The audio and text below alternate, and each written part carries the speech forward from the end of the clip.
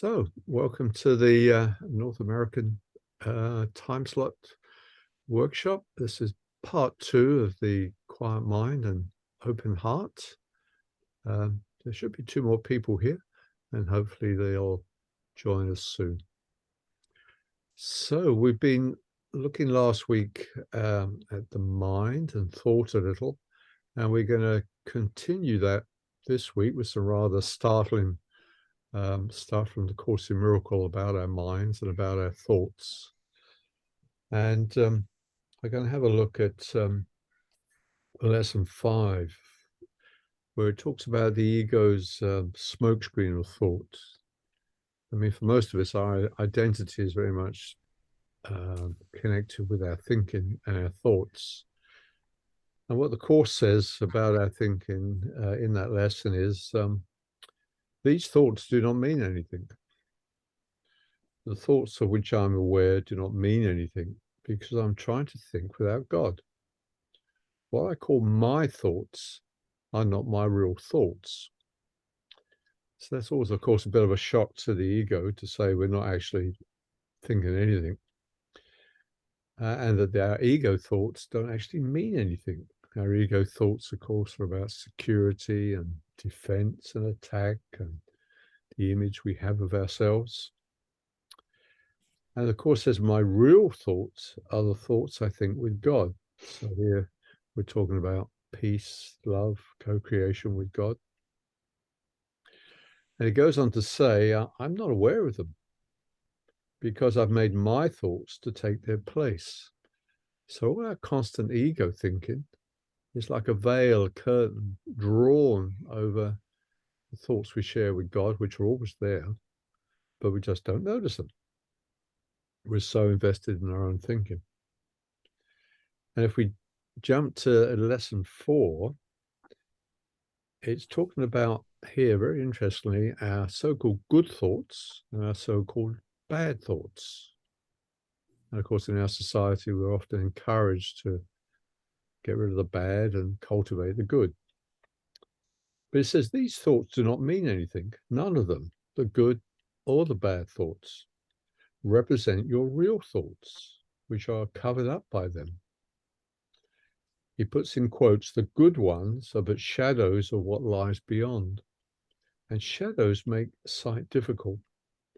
The quote, bad ones are blocks to sight and make seeing impossible. You do not want either. So here's Jesus saying, both thoughts get in the way.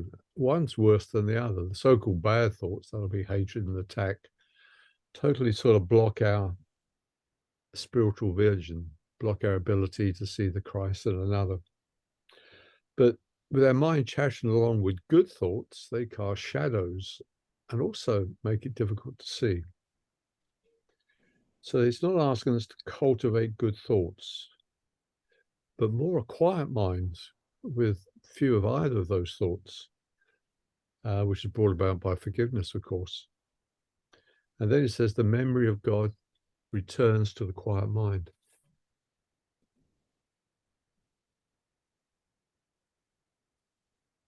It continues, my thoughts do not mean anything. I have no private thoughts.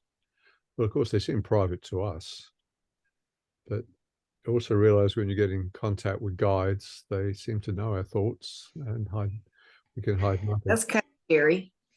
Kind of scary, yes. I remember on a channeling with Ananda, it says to the group, we are aware that some of you are worried that we can see you so well, like on the toilet, but we assure you we're not interested in your bodies. Seeing as they have no bodies themselves, it's probably not a big deal about our bodies. But, you know, they're looking at our minds. I remember another time when people were really keen to see ETs. He said, we have made a mistake in the past of coming a little too early to your request. But now we look deeper into your minds. We say, oh, there's a fear there and there. Oh, no, we can't appear. Though you ask us to, if we appeared at 1 o'clock at night in your bedroom, it would, and they had a phrase, you know, it would cause much changing of underwear. Probably. No private thoughts to them. Yet it's only private thoughts of which I'm aware. What can these thoughts mean? They do not exist, and so they mean nothing. Yet my mind is part of creation, part of its creator. Would I not rather join the thinking of the universe than to obscure all that's really mind with my pitiful and meaningless private thoughts? So the cost of these private thoughts is our separation from God. I just checking the emails to see if we have messages to me. Nope. Looks like a two-person workshop.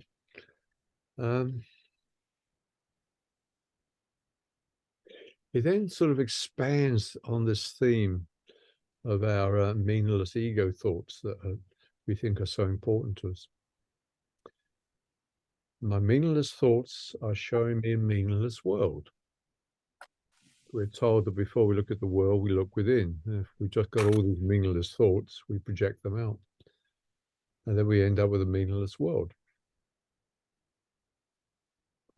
This is the first idea we have had that is related to a major phase of the correction process, the reversal of thinking of the world. It seems as if the world determines what you perceive. Now, this is a biggie, especially in these last 2 years with COVID and vaccines and lockdowns. The ego would say, well, we've got great justification to be upset. But of course, a major teaching in the course, it's a neutral world, and there's nothing out there that can give us happiness or sadness. But once we project onto it, then it begins, then the emotions begin. It says projection makes perception. We project out what's in the mind onto the world, and then we see it, not knowing we put it there in the first place. Today's idea introduces the concept that your thoughts determine the world you see. Be glad indeed to practice the idea in its initial form, for in this idea is your release made sure. The key to forgiveness lies in it. I mean, the first stage of forgiveness is you suddenly realize that all the things you're judging and pointing your finger at, you have in some form in you. Otherwise, you wouldn't have projected them out onto others. And so the process of forgiveness can start. Any thoughts or feedback at this stage?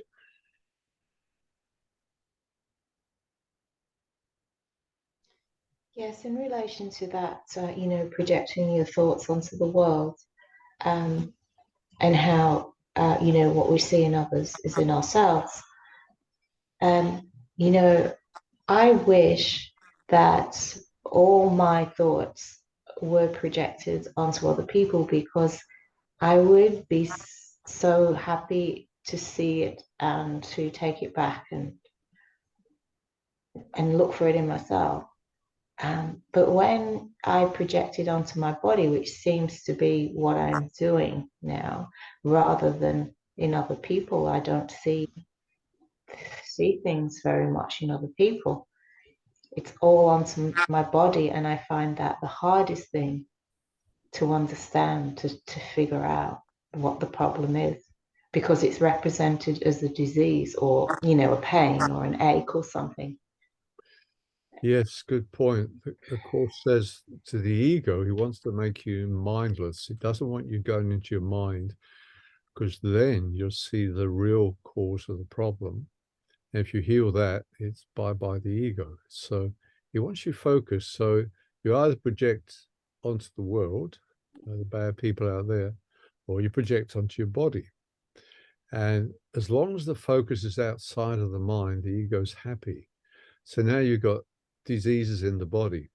Of course, the intellectual approach is to use the chakra teachings, like from Caroline Myss, and also Jesus and Nanda have made quite a list of what's associated with each chakra, which seems nearly most of the time correlates with something like Caroline Myss.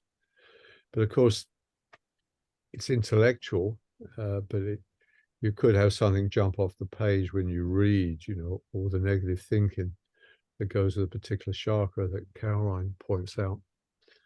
And the other thing then is just to ask, please show me. And that could be in a dream or another person or some insight.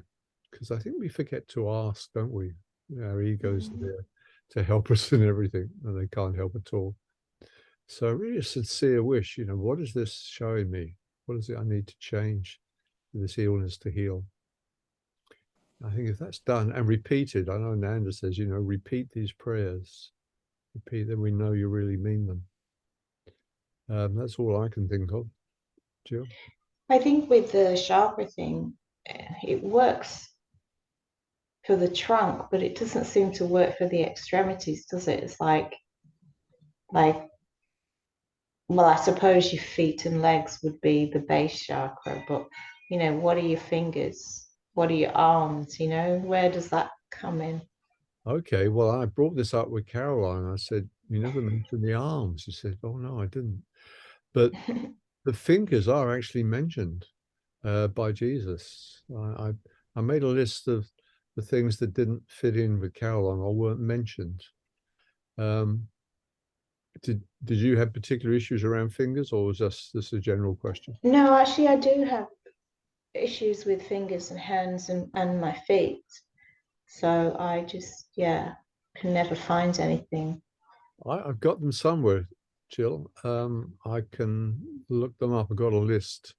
I know the finger, and sometimes it doesn't quite fit the chakra. I think he's got things like ankles that are not chakra one, because with Caroline, the base chakra covers everything from that point all the way down to your toes. Mm. And he agrees, but he does have a couple of exceptions. So I think one's with ankles. But I'll look up the fingers one, what he said. And where did he talk about this? This would have, well, you know, I've recorded everything he's ever said. So, and I was interested in chakras. So when he said it, it would have been on some retreat probably. If it Oh, wasn't live stream, you would have missed it. But I can dig it out. Once I think I posted it a long time ago, what he said about the chakras on mm, Mighty Networks. And I could perhaps dig that one up, then have mm. it all on, including fingers and things. Yeah, that'd be good. Okay. Okay, let's continue. We're talking about projection. Whatever I see reflects my thoughts. It is my thoughts that tell me where I am and what I am. The fact that I see a world in which there is suffering and loss and death shows me that I'm seeing only the representation of my insane thoughts, projection. And I'm not allowing my real thoughts to cast a beneficent light on what I see. Yet God's way is sure. I mean, the ultimate is the Holy Spirit's perception, and all it sees in the world is people either asking for love or giving love.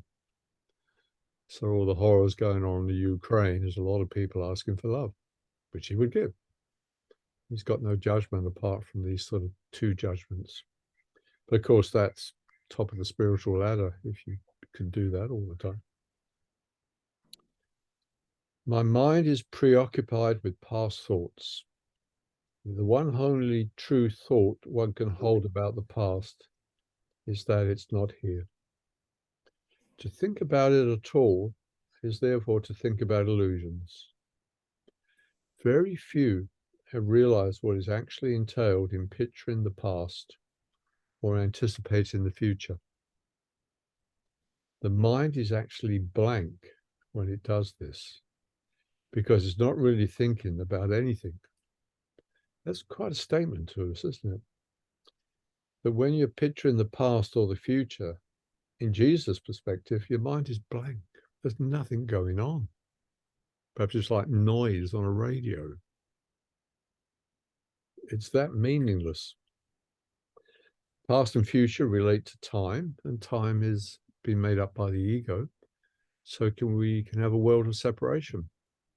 You know, if you want a separation, you need time and space, because without space, everything would just sit on top of each other, you know. So you have to space them out. But without time, you need time to see one after the other. And he immediately brought time in. So time and space are ego's construction to make the game of separation that we all seem to be addicted to. But to Jesus, it's meaningless. It's a blank mind when you're caught in that.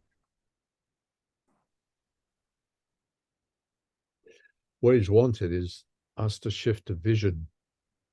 And then we see through the eyes of the Holy Spirit. We have God's thoughts in our mind. The body is not seen as real, but the light within us, the eternal form of the Spirit, is recognized. And that's what we relate to. But I thought I'd do a little exercise with a drawing, because one of our major thoughts is our identity as a body. You know, we are the body, even though we tend to read things differently. And there's a little exercise we can try to see, okay, we're the body, okay. Well, what happens, you know, when we go and have our hair cut, our hair is cut off, do you feel less of a body? Or when you trim the nails, you often feel more of a body because you look, say, more attractive with the new hair, shorter style, and your nails look neater. So I've prepared a body on this new whiteboard they've given me. So you should, in a second, see a whiteboard with a figure on. Everyone see the figure? Yes. Good. That's as far as my artistic ability gets me to. So here we have a body, and I put a heart in here. That's me. Now, let's say you're unfortunate. So you've got to imagine there's people. And we have an accident. And unfortunately, we lose a leg. So you've lost a leg. Are you still you? And you can answer me. Are you still you, Teresa and Joe? Yes. Yes. Yeah, no problem there. But as you're having a really bad time, and it's not long before you lose the second leg and you're in a wheelchair, are you still you? Yes. Okay, you might have lost a third of your weight by now, but obviously you're still you. Okay. Well, unfortunately, things get worse, and another accident comes along, and you lose an arm now. And there are people like this. Are you still you? Yes. Okay. And the bad luck continues. No arms, no legs. Yes. Yeah. There's a guy on YouTube I saw go through thalidomide. He had no arms, no legs. And he said, no worries. And he goes round, you know, and he gives talks. I remember on one of them, he was on a football field. He was in the net, you know, and someone kicks a ball. And it goes right by him. And he shouts, I wasn't ready. And people come up and hug him, you know, it's a ball. He's definitely a me. Now things get more difficult. You have a lower body accident, and bang goes the stomach and the intestines, and but fortunately we have this blood pumping machine here, which we can tie up to the major arteries going into the head, so we don't lose too much blood. Let's probably that one. I'm a bit new to this. We'll put a pump in the blood in and out. So the brain's getting lots of nice fuel from our pump here. So you've lost all the lower part of the body, but you're awake and thinking. Are you still there? Yes. Okay. Yeah. What about this heart?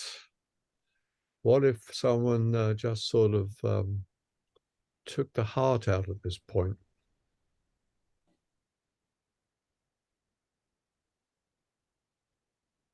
I don't know. Is your identity here? Have you now lost who you think you are? Is And it still alive, this body, though? Is it still yeah, you see there? the pump Yeah. here? Yeah. Oh, Oxygen well, in blood. still there. Yep, still there. What are Okay. you? But if you identify with the heart, are you still there, Teresa? You know, as long as your brain's still working, I would think that the body is still alive. But don't you need the heart too? The heart is for pumping the He's body, got a blood pump. around the body. And this But your pump's pump, taking, okay, so this is okay, taking the place of the heart, you see. okay. So you're both still there. Well, we don't need shoulders or neck anymore, do we? So now you're ahead. Do you still say, I'm Jill, I'm Teresa? I think you do. Yeah, Yeah. I agree. Well, as you haven't got lungs, there's no real need for a mouth, is there? Still here? Okay. I don't know. Sure. Well, just take the time. The blood's going around the brain. You can see, you can hear. I imagine that if the spirit is still, the essence of who you are is still in the body, then in that head, then it's still you, Right. I think. I Yeah, I agree. agree. I And agree. okay, well, we can't breathe into the lungs, so the nose is gone now. Still here? Yeah. Okay. Bang go the eyes. So now it's dark. You can hear things because the ears are here. You can't see or feel anything. You're still here? Well, if it was me, I'd be going, bugger this, I'm out of here. But Well, that yeah, implies there's a me there saying, bugger yeah, this. yeah. Yeah. How about you, Teresa? You know what? I'm not sure. I would think as long as you could think, you're still there. I tell you some data now from the French revolutions. A lot of heads were chopped off, and it was a public spectacle. And they'd sit in front of the guillotine at the bottom, all knitting away, waiting for the next head to come off. And they recorded information. When a head came off and it landed the right way and it was facing the people, the eyes would move for about 20 seconds. It would follow people around Oh my. because the brain was working and it could move the eyes. And then after Wow. 20 seconds, there was no more blood in the brain. So that head at the bottom was saying things like, God, I just had my head cut off. What am I doing down here? I was 20 feet up in the air a moment ago. And look at these people. And I can't say anything. And then gone. So what we've got left now is the brain. Let's see if we can make a brain up. So inside here, we got this brain and the blood's going into it. And it's very dark and quiet. Now, most of the brain is to do with the function of the body. It's just the front of the brain, the cerebral cortex. Here's the cerebral cortex. What if I press this? So all that's working now is the blood going into the cerebral cortex. It's about the size, I don't know, of a board rubber. So you're a board rubber of brain cells with blood going in. Are you still there? Yeah, Yeah. I think so.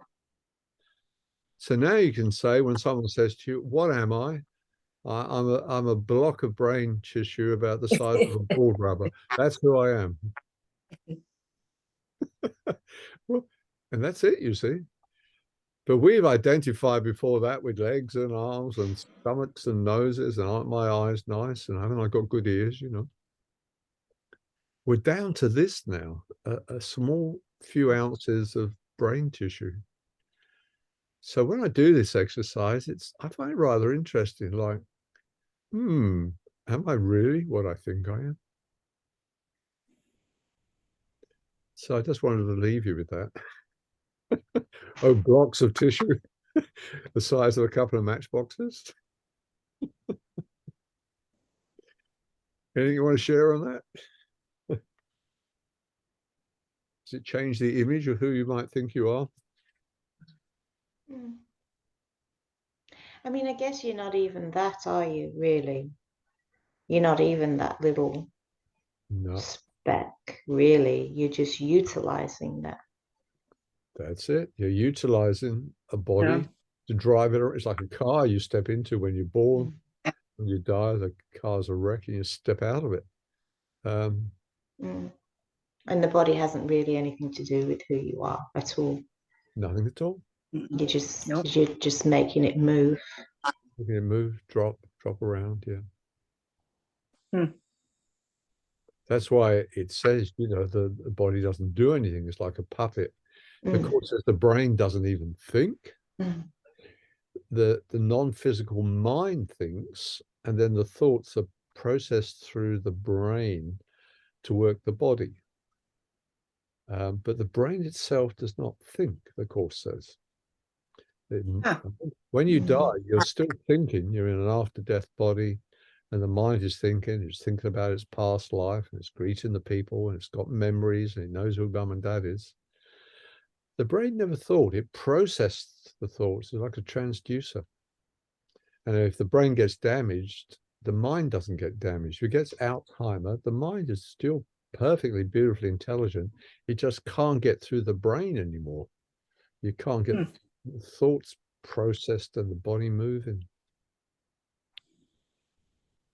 But you might still be having thoughts, but you can't. You're not conscious of them. Yeah, you can't. The brain can't make them conscious. Yeah, but at that spirit level, you're still having thoughts, but it can't communicate those thoughts. That's right. Via the mind. Via the mind, yeah. The mind, and I guess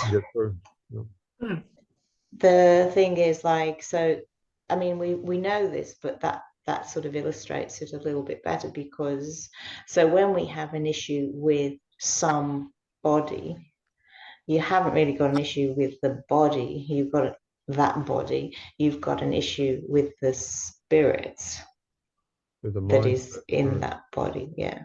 Yeah, non-physical mind is which is representing you, really, isn't it? So yeah, you feel at that point you're an individual mind.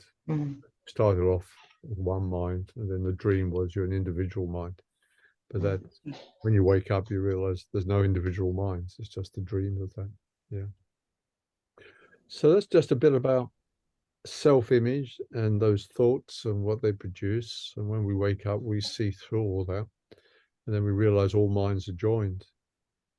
I think Ananda once said of Jesus, he can channel simultaneously through 10 channels. Wow. And, when you ask them questions, they seem to know the answer to everything and all about you and your other lives, and because they have access to the one mind. But we want to be individual, so we fragment off. So you're saying I have a long ways to go. Well, as long as you want to make it.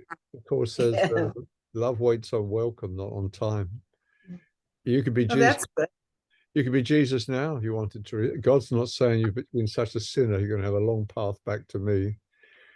What he's saying is you're so in love with separation, it's going to take you a while to get back to me. Yeah.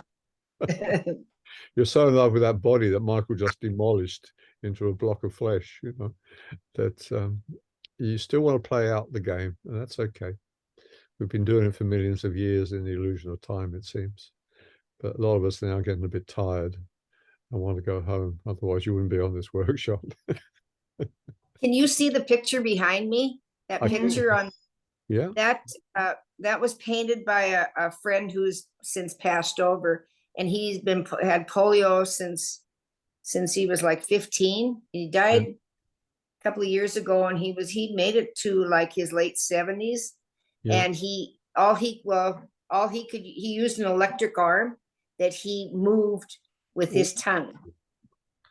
That looks a rather nice painting. It's a bit small here. It is. It's if I was good at this, I'd take you around to my house, because we just started collecting his art, and we became friends. And he was an extremely remarkable human being. He was just he made anytime you had, he had a tremendous faith in God. He signed all his pictures with a, like a, to Jesus, basically, like it was the P and the, I'm trying to think of what it was called, but I can't think of it right now. It's a sign of Jesus. He signed all his pictures with that. But he was quite remarkable to know. It was. And he could virtually not move much of his body, is that right? Well, he could breathe, like he had a bed, and at night he would his bed would rock him like this. Okay. We had electric bed, so it would keep his lungs moving. And when he was conscious, then he'd take a breath to speak. And he was just quite remarkable. I mean, I'm serious. He was, I don't know how he ended up coming into my life, but he was really, and he had, let's see, 4 children. He had 2 wives. His first wife that he had 3 children with, and his second wife he met her, she was a nurse, and they had 1 son together. He was a really, and actually he was quite handsome. He's a very handsome man. And he started out, he lived on a farm, ranch, actually more like a ranch. I live in Montana, and it's the area that I live in is kind of rural. And he grew up around cowboys, and he was into music. He loved that. And he had to reteach himself to go into art. And then he also had 2 degrees. He had a degree in art, and then in counseling, addiction. I don't know how he ended up in my life, other than the fact that I just loved his art. Was he a sort of a peaceful and happy man? Oh, yes. I went to see him when he was dying, and his sister was there, his daughter was there. He had 1 daughter, the rest were sons. And he says, "Do you mind if I have her hug you?" And I says, "No," because he couldn't feel, like I could go and touch his shoulder or something like that. But other than that, he became a very good friend. I will love to see him when I pass over, because he had a wonderful, wonderful spirit. That's a wonderful, remarkable story. And what we were talking about earlier of a neutral world. And here he has a deep faith in God. He's had all these children, 2 wives, and the way you described his bed shows you what he had to sort of deal with. And yet he had a happiness and a peace beyond he did. what a lot of handsome men and women with full bodies and health and money have, and are bitching all the time about the world. Oh, yeah. Yeah, he was just like I says, that was very interesting. I'm curious to know how he ended up in my life, because he was such a model. He really was. He was remarkable. You manifested. I hope so, because boy, I hope I meet him again. I really do, because he was really, really taught me a lot. Another thing I was going to say to you is, which is really weird, is years ago when I had surgery, I was into reading Carolyn Myss. Is that how you pronounce her name? Mace. And so Mice. Okay, I talked to my daughter into contacting her to see how the surgery was going to go, just because I had a fear my mother was afraid of doctors. So it was just kind of a deep-seated fear. And then she got a hold of her, and she didn't see anything wrong with the surgery. And actually everything went fine. And the reason I'm bringing this up is, she used to take questions years and years ago. And I was wondering, like with Jill, if she ever contacted her, she could tell her because wasn't she kind of like, wasn't she able to see things? She has an ability. Yeah, she has an ability, over the phone. She was tested on this. She had a 93% accuracy rate in working with doctors in diagnosing what was wrong with the people with their name. But she becomes so well known, I would think it's highly unlikely. Yeah, okay. It was like I said, it was a long time ago when I did contact her, and she probably wouldn't even remember us, because it was just but I was just thinking with Jill, I thought, wonder if you could get a hold of her and ask her, because, well, anyway. Okay, well, we'll move on. We've been doing quite a bit on the mind. So I think we'll move a bit more onto the heart now. And have a look more at being and not doing. The mind is very good at doing, and the heart is very good at being. This also is part of the theme of moving from a somebody to a nobody. The mind very much gives us our identity, but the heart is very different, very much in the moment, very much into being, doesn't actually think of his image as such. Lao Tzu had a nice quote. He said, the way to use life is to do nothing through action. The way to use life is to do everything through being.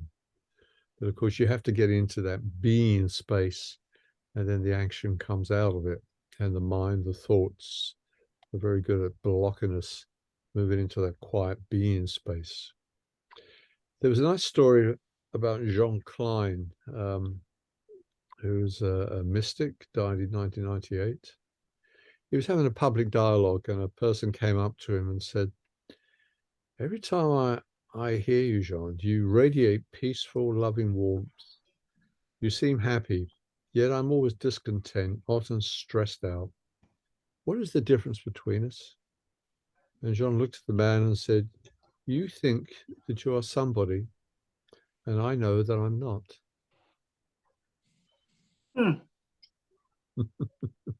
Say that again. Yeah, Okay. okay. You think that you are somebody, and I know that I'm not. See, somebody is a mental construct. You ask a baby if it could speak, who are you? It's a meaningless question. There's no me for at least a year or something, but it's certainly very active in the world. And as we're talking about this, a Taoist was once, there was this happy monk, didn't have much English. And he asked, why are you happy? And he said, no self, no problem. Pause for thought there.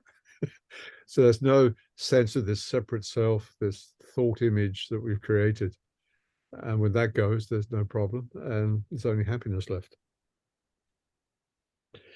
Which also reminds me of another quote by Wei Wu Wei, a Taoist. He once said, why are you unhappy? Because 99% of everything you think and everything you do is for yourself, and there isn't one. And there is what? And there isn't one. This is what the course is taking us to. We think we're a separate self, and that's where all the pain comes from. And as you wake up through forgiveness, you realize that's a complete illusion. There's just oneness. And once the separate self goes, then all the problems go. So all the problems belong to an illusory self that the mind has created. Let me bring up a little diagram that helps show that. I'll just share the screen.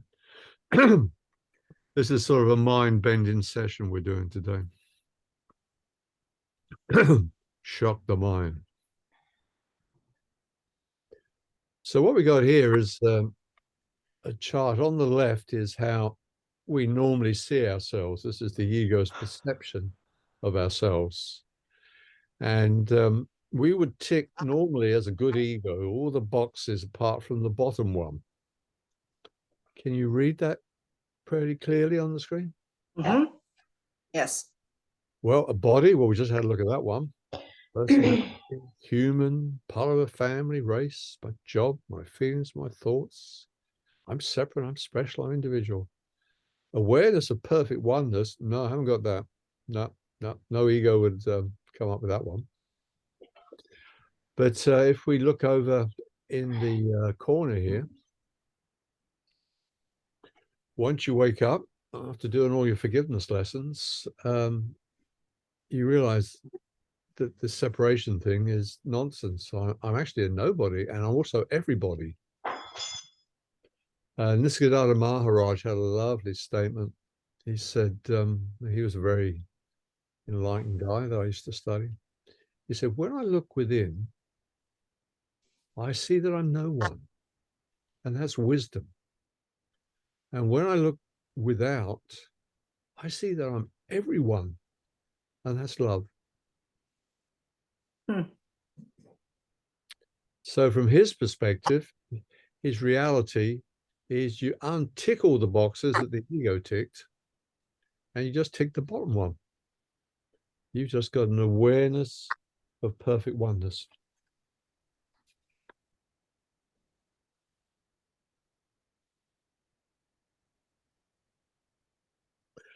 Let's take you on to the next one.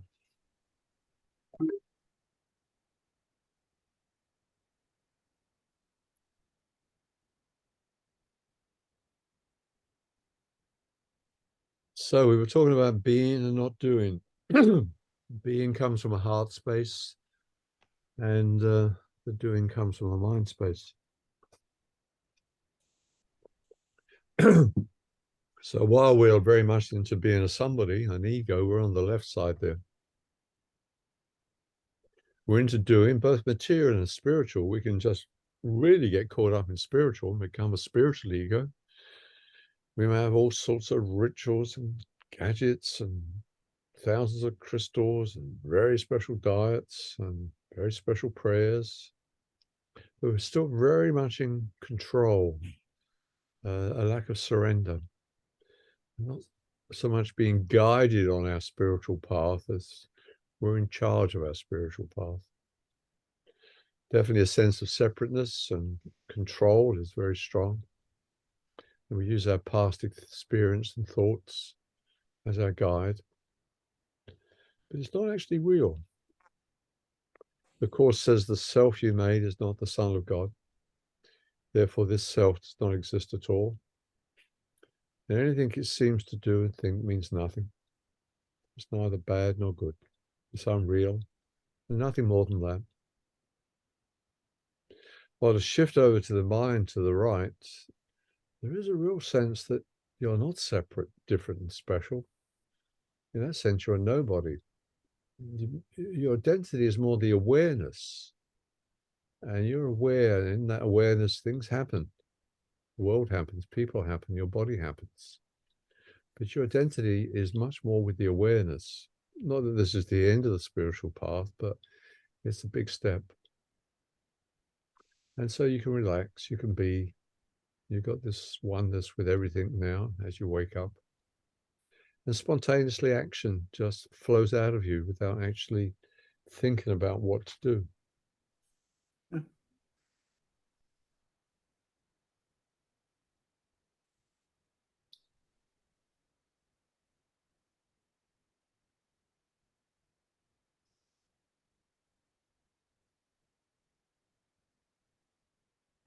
Any thoughts on what we're discussing here?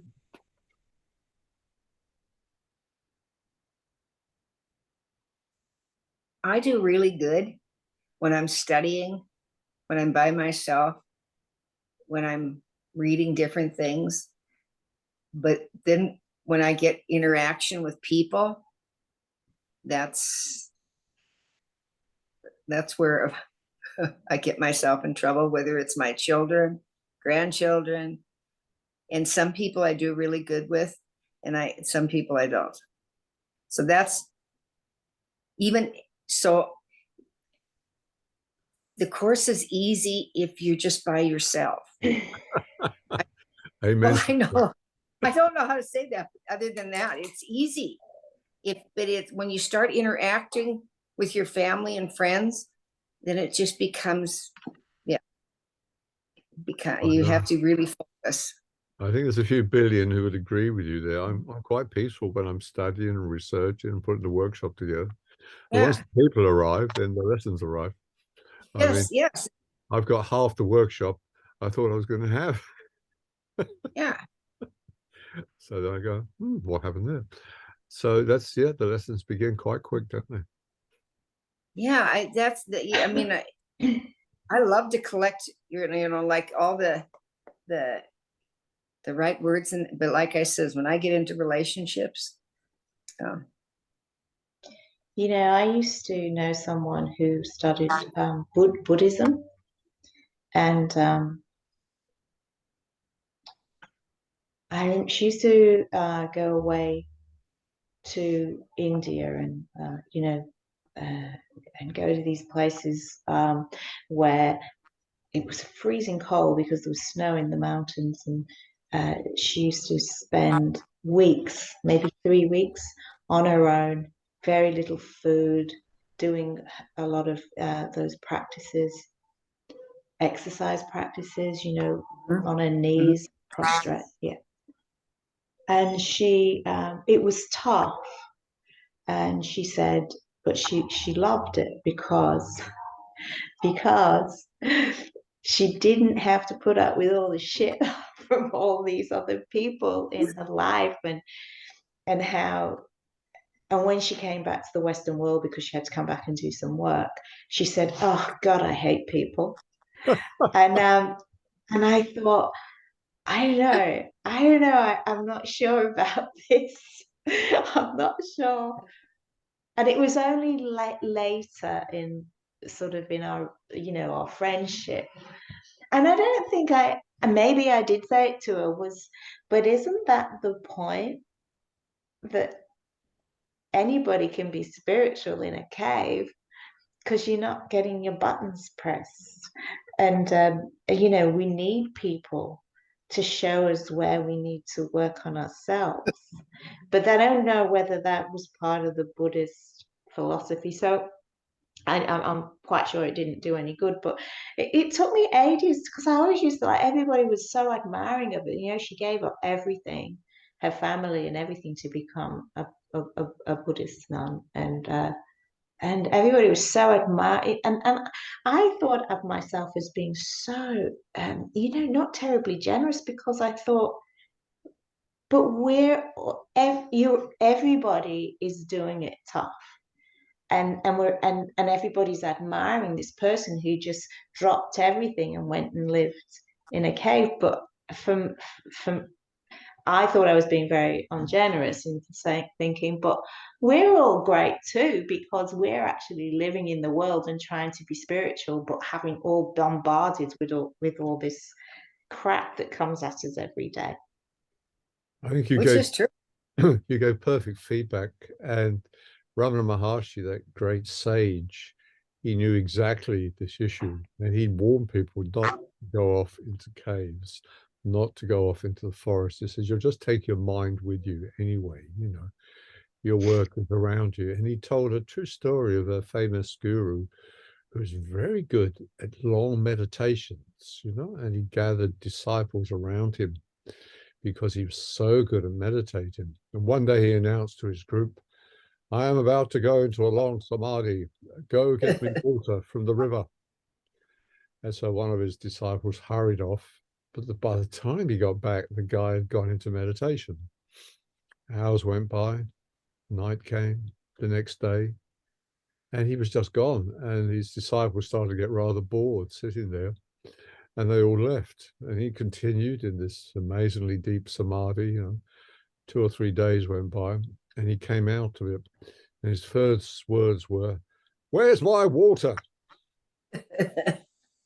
So he'd just been on hold for 3 days. His ego had been suppressed for 3 days. And then immediately his ego came back, his irritation came out. And this is the point Jill was making, you can escape. I agree. Yeah, that's when it's tough. But I think that the lessons are learned, hopefully, a lot faster when your buttons are pressed, if you are taking notice, than just, up a mountain in India. And I need to say, just in case, anybody's anybody watches this who knows this person, that I, laugh her to bits, and that she has done, some amazingly good works because of her beliefs. So I'm not knocking it at all. I'm just saying, from my point of view, it feels like possibly you could gain more ground spiritually if your buttons are pressed.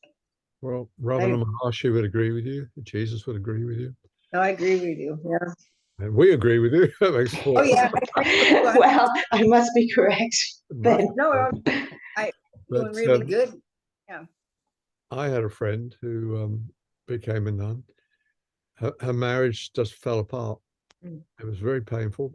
And very soon after, she was a nun, shaved head, the robes, the lot, long meditations. But for me, it was like the escape from the pain, Yeah. And I won't give any more details because you might start getting identified. But in the end, she left. It was actually a risk to her health as well. Yeah. So that path may suit some. It may. I know in India it used to be. I don't know if it's now. When someone got to about 65 or something, the family's grown up, and they've had many years of their buttons being pressed, and they put on a robe and they say bye to the family, and they go walking off. And this might be a perfect time because they've had all that, and now they want to experience silence, perhaps a guru, and it might be the perfect combination. And maybe if you're very young and evolved, say, from previous lives, it also, look at Ramana Maharshi, when he was 15, he went off and didn't speak for 12 years, sat on a hill. It was an amazing being, but he sort of woke up when he was 15. But it was very, very rare for that to happen. Now, I think the rest of us, our classroom is a daily classroom with people. Yeah. And it sounds like I'm having a real good criticism of this person, and truly, this is it. I'm looking at it, for myself. Really, is that, we all have like struggles in life with, just doing things, paying the bills and just getting kids to school and the car breaking down and things like that. We all have those kind of little lessons to learn to try to be able to, be peaceful in life. And this person, and not just this person, like most of the people who become that I am aware of that have become Buddhists, people just give them money, and they pay for their flights here, there, and everywhere, and offer them food, because they're in their robes, and people respect them because of what they're wearing. And I can remember walking along the beach with this person, and talk about the ego. So I was walking with her, and these people coming up and really, holding her hand and wanting almost to be blessed by her. And I'm like, well, I what's wrong? You have no idea, because I haven't got shaved heads and wearing a purple robe. You don't bloody know. Jesus was in the car with me 5 minutes ago, but you don't know that. Yeah. So my ego was just like, what? You're not recognizing me for a spiritual person. You need to dress differently, Jill. That's the way. Oh dear. Well, as we're back to the eye again, I think I'll bring up a little more exploration of the eye, and then we'll do a little exercise around, thoughts and who am I. But I'll just share the screen again.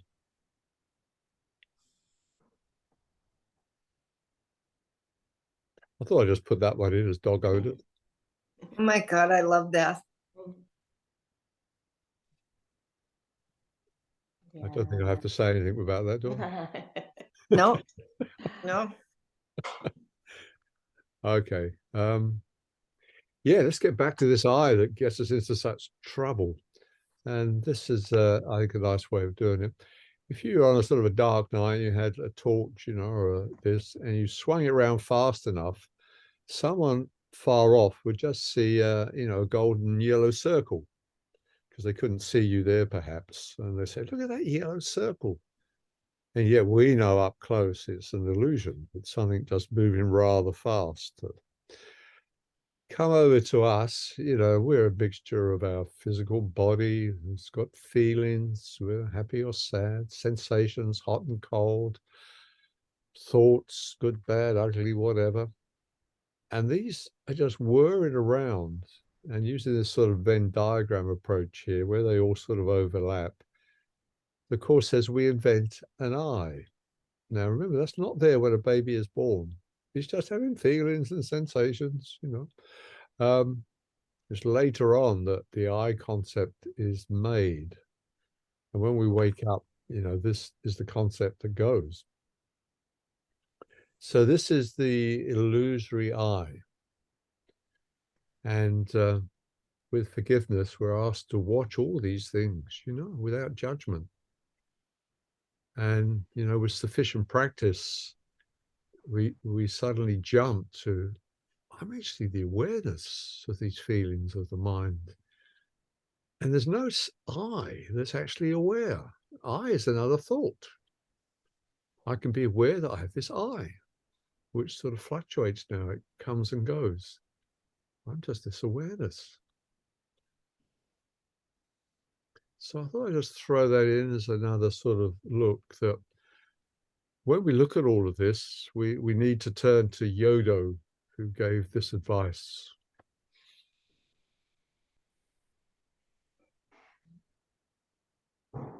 So that's the purpose of the Course. It's what they call one of the negative paths. It's a path of unlearning through forgiveness, what we think we are.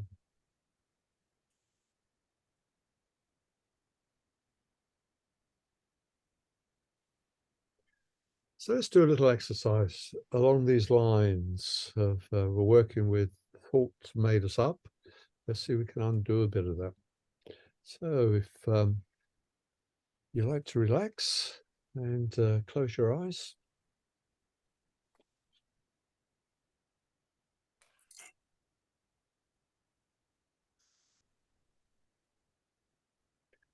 Just take a moment to listen to the sounds around you. It might only be the sounds of my voice.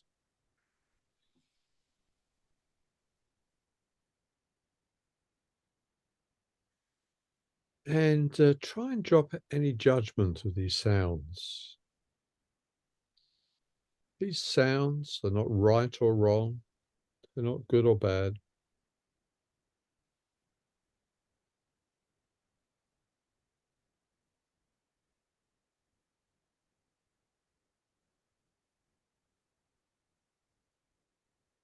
I'll count backwards and get quieter as I count. So I disappear into the silence. And see if you can focus more on the silence behind the sounds. 5, 4, 3, 2.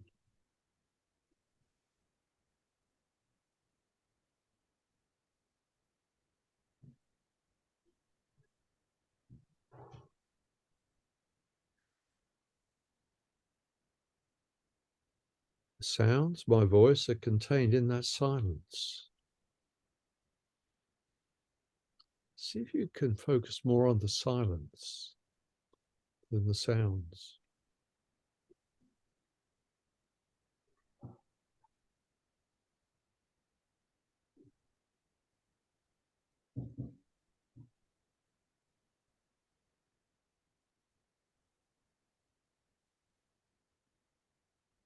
And then open your eyes and just have a look around the room. Look at the computer, look at the wall. You'll see objects. Again, see if you can drop the mind saying they're right or wrong, or nice and bad objects. Are they your objects or are they just objects? So your eyes should be open now. You should be looking around.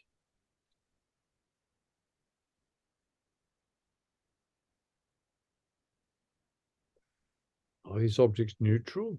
Are they good, bad? Do they belong to you? Are they yours? Or are they just objects? This is a little more harder. There's a space between these objects.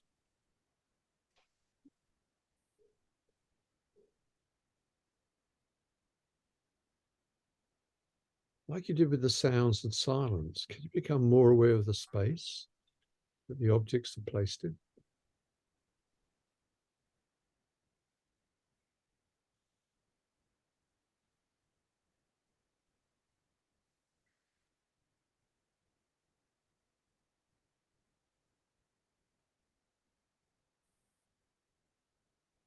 And now close your eyes and become aware of your thoughts.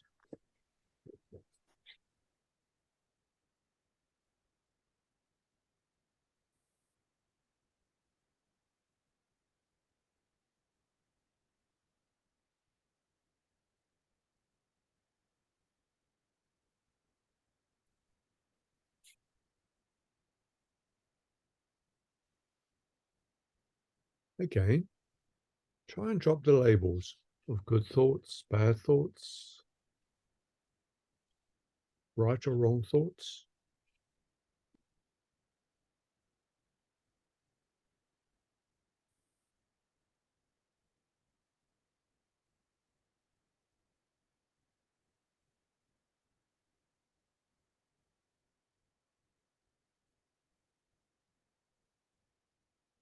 Thoughts aren't continuous, there are gaps. So you can become more aware of the gaps between the thoughts, the silence that the thoughts sit in.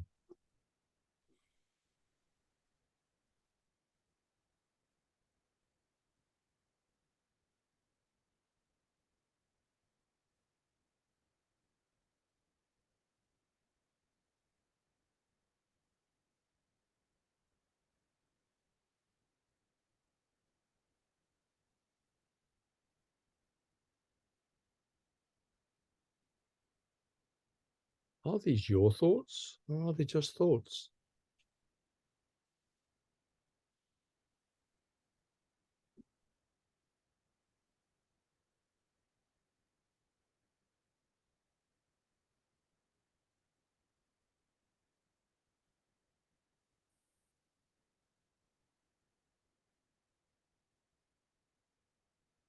Say to yourself, I have thoughts, but they're not my thoughts.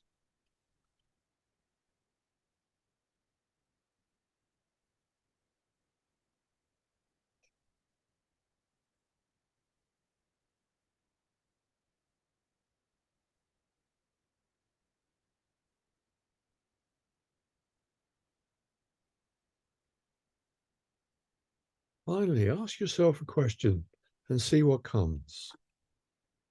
See if you can answer without thinking. Ask yourself, who am I?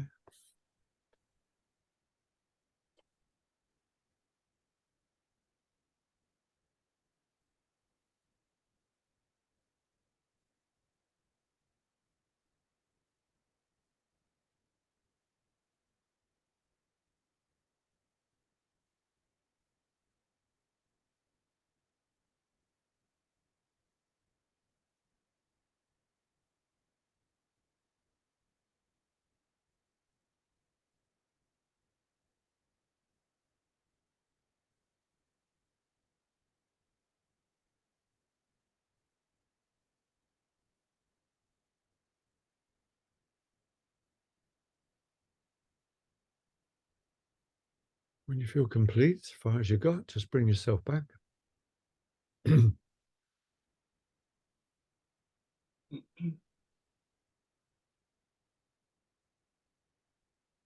Okay, I'll open up a breakout room for you both, and you can be A and B, and you can talk for 5 minutes, share anything about that exercise or what's been coming up around this. B listens without speaking, and then you swap over at 5 minutes. B can be the timekeeper, and then you'll have 2-minute warming where you can chat, and then I'll bring you back to the main room. So I'll stop the recording now. Welcome back. Welcome back. So who are you?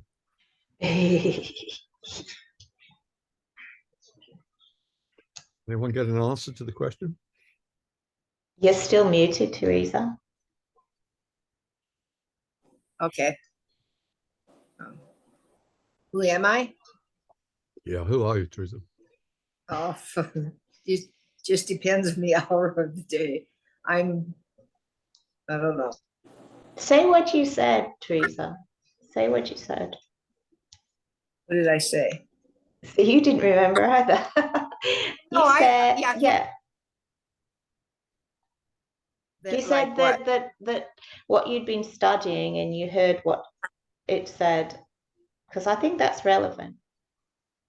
Oh, what I've been studying recently is, I think it's And me and my that's what, yeah. Yes, me and my father are one. And I thought, so sometimes I'll bring myself back to that just because I remind myself that I am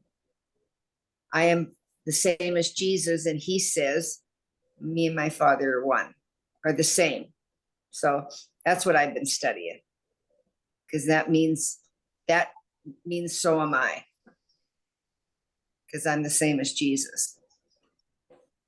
Did I get that right? Yeah. It's interesting you said that, because that's what I'm studying. I'm rereading the Way of Mastery series, which is Jesus Again, through Mark Hammer. And I'm on volume 2. And there's so much Course in Miracles in it, and he uses phrases from it. But that's it. He says, if you want to be the Christ, act as the Christ. And know that you are. He says, the Father and I are one. And in the workbook, there's a whole series of those affirmations. You know, I am as God created me. I'm not a body, I'm free, for I'm still as God created me. I'm the Holy Son of God. And they're affirmations. An affirmation is something that you don't actually believe in. And it's a short, sort of very positive thing. And it was being stressed in the Way of Mastery that each day, practice this, sit with it. You are still as God created you. I and my Father are one. And he said there is such power in that. And in time, you know, you can start to believe it and act that way. You know, I'm just a channel for love. As I one, my Father is all love. And I've been doing that lately. And I feel a shift going on. I think it's a beautiful statement. Mm. I do. I think it's, I don't know why, but I do. Yeah. Hang on. I sometimes carry around important little things with me. But it makes very good tea shop reading. You know? This is from the Way of Mastery. He said, I've shared with you many times that to awaken as Christ requires that you begin your journey as Christ. It is not possible to transform yourself in order to become Christ, but it is possible to simply accept the idea of the truth. And some of the statements that he asks you to repeat are, I'm ready to be what you created me to be. I choose to remember that I am effect and not cause. Humility needed there. Thy will be done, knowing that your will is my full happiness. Reveal then that path through which that happiness can be known. For my way has never worked, but your way always does. So that's got me at the moment, I can tell you. Sometimes I walk down the street and I pass people, I imagine beams of light going into them. I'm not trying to alter them in any way, but just as a blessing. Has an effect. I Well, agree. thank you. Did you get anything, Jill? Or were you back in the white light? It was a little bit. I was telling Teresa just quickly because I know we're running a bit late now, but do you remember, Michael? You wouldn't have done this, but maybe you had a little girlfriend who did when she was little. You used to be able to buy books and there would be scenes in the book, and you might have to colored them in, perhaps. But at the back of the book, there were figures, and you used to cut the figures out and then decide where that figure would go. You'd stick it on the book, and so there might be a girl on a swing. Well, there'd be a swing, and you'd get the right figure, color it in, and then put it on the swing. So the book was there, but you were putting stuff on the book Yeah. to make a scene. So that's in a rather complicated way of saying that when we were doing, you were saying, listen to sounds around you. That's how I saw the sound. Like it wasn't part of the overall silence, really. It wasn't part of that. There was just silence, and you were just placing sounds Oh. on the book, if you like these figures on the book. So they weren't part of it because there's only the book really, and you're placing figures on the book or sounds in the silence. Was that because the silence to you was like more present than Well, it the... was, see, because that's how it was. That's all there was, really. Yeah, But and so it wasn't like, if the figures on the page had been drawn as a part of the scene, you would say, okay, but they weren't. These figures in this book when I was a child, you actually took them and placed them on the book, so they were never a part of the scene, just as these sounds were never a part of the silence. It's rather complicated, isn't it? But that's how I saw it. Yeah. Actually, it's pretty good. It's like in the end, the space becomes more important. The silence becomes more true. The gap Yes. between the thoughts is more profound. Yeah, the ego always focuses on the form. That line in the course, it talks a lot about form and content, and it's the content that's important, and the ego always goes on the form. And in a similar way, when you said look around the room, I was saying to Teresa that I just looked, it happened more with just the vase than anything else. So there's a vase on a table over there. And when I looked at it, I got a really funny feeling because in a similar way, it was, and this is where I've forgotten, Teresa, you know how I said I'll forget, is that I got a really funny feeling because it was almost like I saw the vase move, because really the vase, it's not like it's really there as such. It's taking up a space in the space, but it really isn't there. I can't explain it very well. It's sort of like it's just like hovering in the A hologram space. that's been projected into the space. Yes, yeah, that's the word I wanted, Teresa. It's like it's like the hologram. Yeah. Yeah. That's what Jesus in the Course says we've done to create a. It says we're still asleep in heaven dreaming this. So everything we see that's apparently solid is actually a mental projection. Yeah. And it's almost like, it could all go wrong in terms of when you start seeing it as it really is, it'll kind of just all start to break up almost. And that's how it kind of felt when I looked at the vase and got a really weird feeling that, oh, that actually really isn't there. And you know how sometimes in movies there might be a hologram, and all of a sudden, like, people's minds goes crazy and everything just starts to break up, and actually there's nothing there really. You might be interested. Years ago, there was this woman, I think she was called the Mystic of the City. And one day she was just looking at objects, and suddenly it's like it was in the Matrix. She was suddenly aware it was all code, and the room disappeared, and there was this like code there that was actually producing these images. Mm. And that was more real than the images. And everything changed for her. She saw one step behind, she went perhaps deeper into the mind that's projecting it all, which can be quite unnerving.